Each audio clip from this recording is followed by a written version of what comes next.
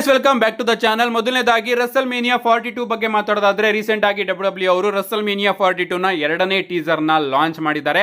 And ಈ ಒಂದು teaser Roman Reigns ಅವರ ಪಾಯಿಂಟ್ ಆಫ್ ವ್ಯೂ ಅಲ್ಲಿ ನಮಗೆ ನೋಡೋದಕ್ಕೆ ಸಿಗುತ್ತೆ. Roman Reigns, CM Punk, Cody Rhodes, Brock Lesnar ಎಲ್ಲರೂ ಕೂಡ ಕೂತ್ಕೊಂಡಿರ್ತಾರೆ. ಅಂಡ್ ಆ ಒಂದು ಟೇಬಲ್ ಅಲ್ಲಿ ಇನ್ನ ಒಂದು ಸ್ಪಾಟ್ ಖಾಲಿ ಇತ್ತಲ್ಲ, ಅಲ್ಲಿ ಲಿಟ್ರಲಿ ರ್ಯಾಂಡಮ್ ವ್ಯಕ್ತಿನ ಕೂರಿಸ್ತಾರೆ ಗುರು. ಅಂಡ್ ಸ್ವಲ್ಪ ಅವನ ಫೇಸ್ ನಮಗೆ ನೋಡೋದಕ್ಕೆ ಸಿಗುತ್ತೆ. ನೀವು ಇಲ್ಲಿ ಕೂಡ ನೋಡ್ತಾ ಇರಬಹುದು ಯಾವ ವ್ಯಕ್ತಿ ಅಂತ ನನಗಂತೂ ಅರ್ಥ ಆಗ್ತಾ ಇಲ್ಲ. ಅಂಡ್ ಈ ಒಂದು ಟೀಸರ್ ಅಲ್ಲಿ ನಮ್ಮ ರೋಮನ್ ರೈನ್ಸ್ ಅವರು ಹೇಳ್ತಾ ಇರ್ತಾರೆ, ನಾವು ಪೋಕರ್ನ ಆಡ್ತಾ ಇದೀವಿ ಅಂದ್ರೆ ನೀವು ಯಾವ ಸ್ಟ್ರಾಟಜಿ ಬೇಕಾದ್ರೂ ಯೂಸ್ ಮಾಡಿ, ಯಾವ ಚಿಪ್ ನ ಬೇಕಾದ್ರೂ ನೀವು ಯೂಸ್ ಮಾಡಿ, ಯಾವ ಆರ್ಡ್ಸ್ ನ ಬೇಕಾದ್ರೂ ಯೂಸ್ ಮಾಡಿ, ಬಟ್ ಕೂತಿರ್ತಕ್ಕಂತಹ ಟೇಬಲ್ ನ ನೀವು ಸ್ವಲ್ಪ ಗಮನಿಸಿ. ಯಾಕಂದ್ರೆ ಈ ಒಂದು ಟೇಬಲ್ ಕೂಡ ನನ್ನನ್ನ ಅಕ್ನಾಲೇಜ್ ಮಾಡುತ್ತೆ, ಯಾಕಂದ್ರೆ ನಾನೇ ಹೆಡ್ ಆಫ್ ದ ಟೇಬಲ್ ಅಂತ ರೋಮನ್ ರೈನ್ಸ್ ಅವರು ಆ ಒಂದು ವಿಡಿಯೋದಲ್ಲಿ ಹೇಳ್ತಾ ಇದ್ದಾರೆ. ಸೊ ಪ್ರಾಬಬ್ಲಿ ಕೋಡಿ ರೋಡ್ಸ್ ಅವರ ಪಾಯಿಂಟ್ ಆಫ್ ವ್ಯೂ, ನಮ್ಮ ಸಿಎಂ ಪಂಕ್ ಅವರ ಪಾಯಿಂಟ್ ಆಫ್ ವ್ಯೂ, ಹಾಗೆ ನಮ್ಮ ಬ್ರಾಕ್ ಲೆಸ್ನರ್ ಅವರ ಪಾಯಿಂಟ್ ಆಫ್ ವ್ಯೂ ಕೂಡ ನಮಗೆ ಇಲ್ಲಿ ನೋಡೋದಕ್ಕೆ ಸಿಗಬಹುದು. ಏನೇ ಆಗಲಿ ಟೀಸರ್ ನ ಡಬ್ಲ್ಯೂ ಅವರು ಅದ್ಭುತವಾಗಿ ಡಿಸೈನ್ ಮಾಡಿದ್ದಾರೆ. ನೆಕ್ಸ್ಟ್ ಅಪ್ಡೇಟ್ ಕಡೆ ಬರೋದಾದ್ರೆ ಡಬ್ಲ್ಯೂ ಅವರು ಸರ್ವೈವರ್ ಸೀರೀಸ್ ವಾರ್ ಗೇಮ್ ನ ಹೊಸ ಪೋಸ್ಟರ್ ನು ಕೂಡ ಲಾಂಚ್ ಮಾಡಿದ್ದಾರೆ. ಈ ಒಂದು ಪೋಸ್ಟರ್ ಅಲ್ಲಿ ನೀವು ನೋಡ್ತಾ ಇರಬಹುದು ವಾರ್ ಗೇಮ್ಸ್ ಅಂತ ಬರೆದಿದೆ. And Bron Breakker, Bronson Reed ಹಾಗೆ ಪಾಲಿಮಿನ್ ಅವರು ನಮಗೆ ಈ ಒಂದು ಪೋಸ್ಟರ್ ಅಲ್ಲಿ ನೋಡೋದಕ್ಕೆ ಸಿಗ್ತಾ ಇದ್ದಾರೆ. ಈ ಒಂದು ಪೋಸ್ಟರ್ ನ ಅಡ್ವರ್ಟೈಸ್ ಮಾಡ್ತಾ ನಮ್ಮ ಟ್ರಿಪಲ್ ಎಚ್ ಅವರ ಮತ್ತೆ ಒಂದು ಟ್ವೀಟ್ ನಮಗೆ ನೋಡೋದಕ್ಕೆ ಸಿಗುತ್ತೆ. A show so big and a match so brutal, it could only be held in a stadium. You don't rise the moment, you survive it. A history making Survivor Series war game take place Saturday November 29 ಅಂತ ನಮ್ಮ triple H ಅವರು ಒಂದು tweet ನ ಮಾಡಿದ್ದಾರೆ. ಅಂದ್ರೆ ಈ ಒಂದು survivor Series war game ಏನಿದೆ ಅದು ಹಿಸ್ಟ್ರಿ ಮೇಕಿಂಗ್ ಅಂತ ನಮ್ಮ ಟ್ರಿಪಲ್ ಎಚ್ ಅವರು ಮತ್ತೊಮ್ಮೆ ಹೈಪ್ ಮಾಡ್ತಾ ಇದ್ದಾರೆ. ಬಟ್ ಈ ಬಾರಿ ಅಂತೂ ನಾನು ಈ ಒಂದು ಹೈಪಿಗೆ ಬೀಳಲಾಗೋರು.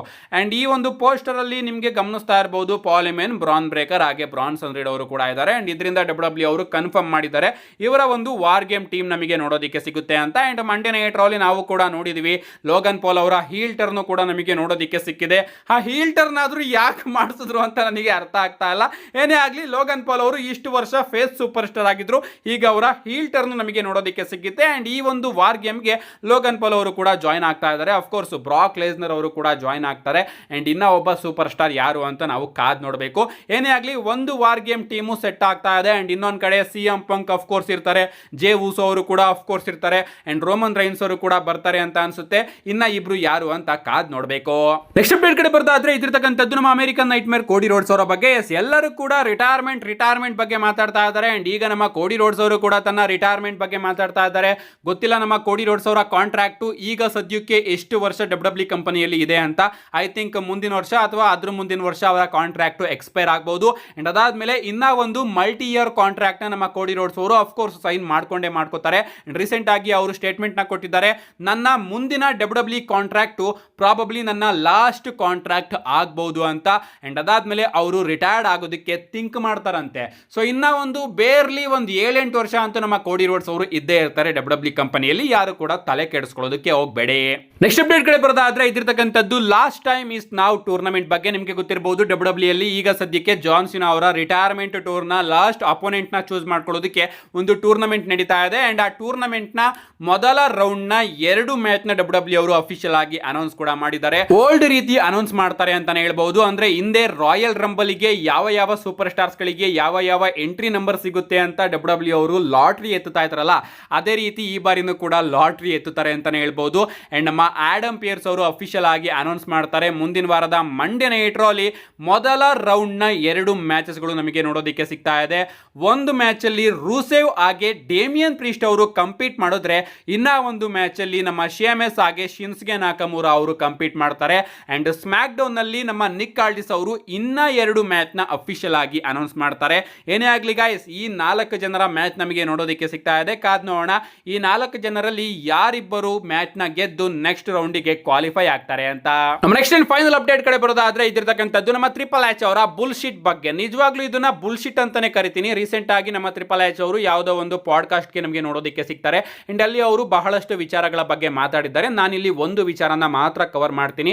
ಟೈಮ್ ಇಲ್ಲ, ಕೆಲ್ಸಕ್ಕೆ ಹೋಗ್ಬೇಕು. ಅದಕ್ಕೋಸ್ಕರ ಮುಂದಿನ ದಿನಗಳಲ್ಲಿ ಅವ್ರು ಏನೇನು ಮಾತಾಡಿದ್ದಾರೆ ಎಲ್ಲದನ್ನು ಕೂಡ ಖಂಡಿತವಾಗ್ಲೂ ಕೂಡ ತಿಳಿಸ್ಕೊಡ್ತೀನಿ. ಅಷ್ಟೇ ಅಲ್ಲ, ನಮ್ಮ ಟ್ರಿಪಲ್ ಎಚ್ ಅವರ ಮೇಲೆ ಒಂದು ರೋಸ್ಟ್ ವಿಡಿಯೋ ಕೂಡ ಆದಷ್ಟು ಬೇಗ ನನ್ನ ಚಾನಲ್ ಅಲ್ಲಿ ನೋಡೋದಕ್ಕೆ ಸಿಗುತ್ತೆ. ಅದಕ್ಕೋಸ್ಕರನೂ ಕೂಡ ಕಾಯ್ತಾ ಇರಿ. ನಮ್ಮ ಟ್ರಿಪಲ್ ಎಚ್ ಅವರು ಹೇಳ್ತಾರೆ, ತುಂಬಾ ಜನ ನಮ್ಮ ಬಿಸ್ನೆಸ್ನ ತುಂಬಾ ರಾಂಗ್ ಆಗಿ ಅರ್ಥ ಮಾಡ್ಕೊಂಡಿದ್ದಾರೆ. ನಾವಿಲ್ಲಿ ಯಾವುದೇ ರೀತಿಯ ಸ್ಟೋರಿನ ಒಂದು ಗ್ರೇಟ್ ಮ್ಯಾಚ್ಗೆ ಲೀಡ್ ಆಗೋ ರೀತಿ ಬರೆಯೋದಿಲ್ಲ. ಬದಲಿಗೆ ನಾವು ಒಂದು ಸ್ಟೋರಿನ ಯಾವ ರೀತಿ ಕ್ರಿಯೇಟ್ ಮಾಡ್ತೀವಿ ಅಂದರೆ ಆ ಒಂದು ಸ್ಟೋರಿಯಲ್ಲಿ ಹೀರೋ ಇರಬೇಕು, ಅದೇ ರೀತಿ ವಿಲನ್ ಇರಬೇಕು, ಆ್ಯಂಡ್ ಆ ಒಂದು ಸ್ಟೋರಿ ಎಲ್ಲರಿಗೂ ಕೂಡ ರಿಲೇಟೇಬಲ್ ಆಗಬೇಕು, ಆ್ಯಂಡ್ ಆ ಒಂದು ಸ್ಟೋರಿಯಿಂದ ಎಲ್ಲರೂ ಕೂಡ ಏನಾದರೂ ಒಂದನ್ನು ಕಲಿಬೇಕು. ಆ ರೀತಿ ಸ್ಟೋರಿನ ನಾವು ಕ್ರಿಯೇಟ್ ಮಾಡ್ತೀವೋ ಹೊರತು ಒಂದು ಸ್ಟೋರಿ ಕ್ರಿಯೇಟ್ ಮಾಡಿ ಒಂದು ಗ್ರೇಟ್ ಮ್ಯಾಚಲ್ಲಿ ಅದನ್ನು ಯಾವತ್ತೂ ಕೂಡ ಎಂಡ್ ಮಾಡೋದಕ್ಕೋಸ್ಕರ ನಾವು ಆ ಒಂದು ಕಥೆನ ಬರೆಯೋದಿಲ್ಲ ಅಂತ ನಮ್ಮ ಟ್ರಿಪಲ್ ಎಚ್ ಅವರು ತಿಳಿಸ್ತಾ ಇದ್ದಾರೆ. ನಿಜವಾಗ್ಲೂ ನೀವು ಆ ರೀತಿ ಸ್ಟೋರಿನ ಹೆಂಗ್ ಕ್ರಿಯೇಟ್ ಮಾಡ್ತಾ ಇದ್ದೀರಾ ಗುರು? ಒಬ್ಬ ಹೀರೋನ ಕ್ರಿಯೇಟ್ ಮಾಡ್ತಾರಂತೆ, ಒಬ್ಬ ಈ ವಿಲನ್ನ ಕ್ರಿಯೇಟ್ ಮಾಡ್ತಾರಂತೆ, ಆ್ಯಂಡ್ ಅವರಿಬ್ಬರ ಸ್ಟೋರಿನ ನಮಗೆ ತೋರಿಸ್ತಾರಂತೆ. ನಿಜವಾಗ್ಲೂ ನನಗೆ ಅರ್ಥ ಆಗ್ತಾ ಇಲ್ಲ. ನೀವು ಕ್ರಿಯೇಟ್ ಮಾಡ್ತಾ ಇರೋದೇ ಒಂದು ಗ್ರೇಟ್ ಮ್ಯಾಚ್ನ ಕೊಡೋದಕ್ಕೆ. ನಿಜವಾಗ್ಲೂ ನನಗೆ ಅರ್ಥ ಆಗ್ತಾ ಇಲ್ಲ ನಮ್ಮ ಟ್ರಿಪಲ್ ಎಚ್ ಅವರು ಕೂತ್ಕೊಂಡು ಇಲ್ಲಿ ಯಾಕೆ ಈ ರೀತಿ ಸ್ಟೇಟ್ಮೆಂಟ್ನ ಕೊಡ್ತಾ ಇದ್ದಾರೆ ಅಂತ. ಒಂದು ಸ್ಟೋರಿನ ನೀವು ಕ್ರಿಯೇಟ್ ಮಾಡ್ತೀರಾ ಅಂದರೆ ಅದು ಎಂಡು ಒಂದು ಗ್ರೇಟ್ ಮ್ಯಾಚಲ್ಲೇ ಆಗಬೇಕು ಗುರು. ನೀವು ಸುಮ್ಮನೆ ಹೀರೋ ವಿಲನ್ನು ಅಂದ್ಕೊಂಡು ಎಷ್ಟು ವರ್ಷ ಸ್ಟೋರಿನ ನಡೆಸ್ತಾ ಇದ್ದೀರಾ? ಐ ಥಿಂಕ್ ಅದಕ್ಕೆ ಈಗ ಡಬ್ಲ್ಯೂ ಈ ರೀತಿ ಆಗ್ತಾ ಇರೋದು. ನಿಜವಾಗ್ಲೂ ವಿನ್ಸ್ ಮೆಕ್ಮೆನ್ ಅವರ ವಿಚಾರ ಏನಾಗಿತ್ತಪ್ಪ ಅಂದರೆ ಒಂದು ಸ್ಟೋರಿನ ನಾವು ಕ್ರಿಯೇಟ್ ಮಾಡ್ತೀವಿ ಅಂದರೆ ಅದು ಎಂಡ್ ಆಗತಕ್ಕಂಥ ವಿಚಾರ ಒಂದು ಗ್ರೇಟ್ ಮ್ಯಾಚ್ ಇಂದಾನೆ ಆಗಬೇಕು, ಅಲ್ಲಿಗೆ ಅದು ಎಂಡ್ ಆಗಬೇಕು.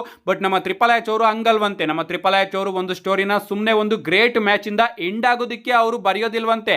ಒಂದು ಸ್ಟೋರಿನ ಅವರು ವಿಲನ್ ಆಗಿ ಹೀರೋನ ನೋಡಿಕೊಂಡು ಬರೀತಾರಂತೆ. ಅವ್ರು ಇದ್ರ ಬಗ್ಗೆ ನಾನು ಏನು ಮಾತಾಡೋದಕ್ಕೆ ಹೋಗೋದಿಲ್ಲ. ಇದ್ರ ಬಗ್ಗೆ ನಿಮ್ಮ ಅನಿಸಿಕೆನ ಕಮೆಂಟ್ ಮಾಡಿ ಅಂತ ಹೇಳ್ತಾ see you guys in my next video.